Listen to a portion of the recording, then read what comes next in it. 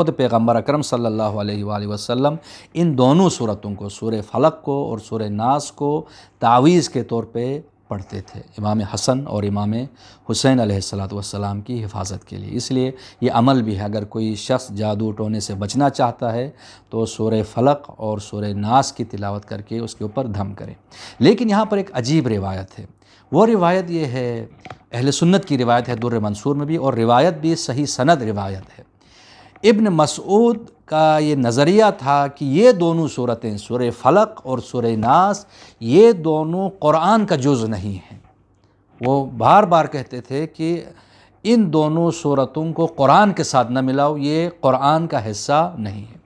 اگرچہ ہمارے ہاں روایت ہے تفسیر قمی میں امام باقر علیہ السلام سے جب پوچھا گیا کہ ابن مسعود کی یہ رائے تھی تو امام علیہ السلام نے فرمایا یہ ان کے ذاتی رائے ہے اور یہ درست نہیں ہے، یہ دونوں صورتیں قرآن کا جز ہے، اور اجماع امت ہے کہ یہ دونوں صورتیں قرآن کا جز ہے۔ لیکن یہاں پر میں ایک بات کرنا چاہتا ہوں، وہ یہ کہ دیکھیں اس طریقے سے بہت ساری روایتیں ہیں، شیعہ روایات بھی ہیں اور سنی روایات بھی ہیں، جن سے بظاہر یہ معلوم ہوتا ہے کہ قرآن میں کمی ہوئی ہے۔ یعنی آپ دیکھیں یہ جو روایت ہے ابن مسعود کی روایت ہے، اہل سنت کی روایت ہے، اگر اس کو بہانہ بنا کے اگر کوئی یہ کہے کہ اہل سنت تحریف قرآن کے قائل ہیں، ان کے ہاں روایات ہیں تحریف قرآن کے حوالے سے، تو میں سمجھتا ہوں یہ شخص قرآن کا دشمن ہے۔ یعنی وہ شیعہ جو یہ کہتا ہے کہ اہل سنت تحریف قرآن کے قائل ہیں، یہ شیعہ یہ قرآن کا دشمن ہے۔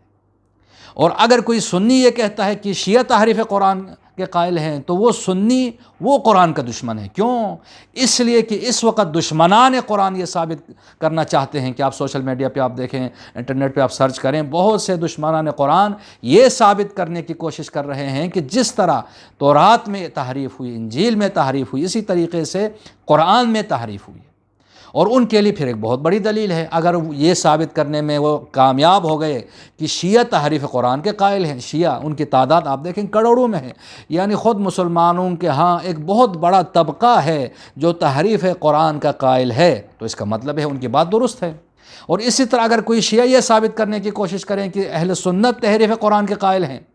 تو اس کا مطلب ہے یہ شخص قرآن سے دشمنی کر رہا ہے، کیونکہ اب خود قرآن کے دشمنوں کو یہ مواد فراہم کر رہا ہے، یہ دلیل پیش کر رہا ہے کہ مسلمانوں کا ہی بہت بڑا طبقہ اس بات کا قائل ہے کہ قرآن میں تحریف ہوئی ہے۔ تو لہٰذا قرآن میں تحریف نہیں ہوئی، تمام مسلمانوں کا اجماع ہے اس مسئلے کے اوپر، تو لہٰذا یہ روایت اہل سنت کے ہاں موجود ہیں۔ اس طرح اور بھی روایات ہیں، لیکن اس کے باوجود ہم یہ کہتے ہیں کہ اہل سنت تحریف قرآن کے قائل نہیں ہیں۔ اسی طرح شیعہ کتابوں میں بھی تحریف قرآن کے حوالے سے کچھ روایات ہیں، لیکن شیعوں کا عقیدہ یہ ہے کہ قرآن میں تحریف نہیں ہوئی۔